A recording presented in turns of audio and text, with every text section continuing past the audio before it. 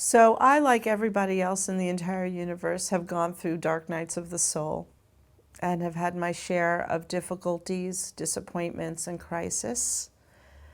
I think probably for me, the loss of my mother, her illness, and then her death were very profound. And because she was sick and had been sick on and off for 5 years, it required me to be present and available in ways that were very, very difficult. I, of course, imagined that my mother would have some deep wisdom passed to her in that last stage of her life. She did not.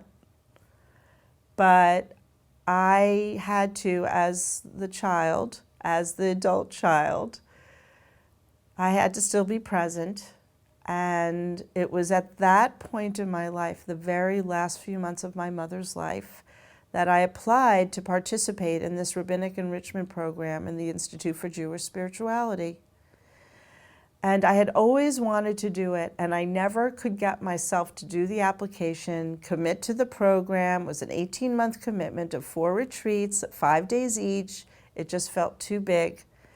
But at that very last part of my mother's life, I committed to being in this program. And I remember writing in my application, because they asked me a question like, what are your goals?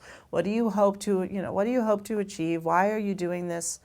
And really the only thing I could say at that moment was, I need this. I need to re-find this well of wisdom within Judaism that will allow me to be attentive to what's going on inside of me. And I don't know if it helped me specifically with that crisis, because my mother was really ill and she died. And she died before the program started. But during that first year, when I went on retreats, I was able to say Kaddish in a community of people who shared my inclinations, all in a different way, all in ways different than I was doing it perhaps. But I was able to say Kaddish in that community, and that was a very meaningful thing for me.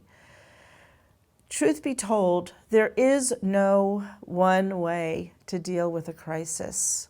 And even the ways that I found then might not work for me now in another crisis.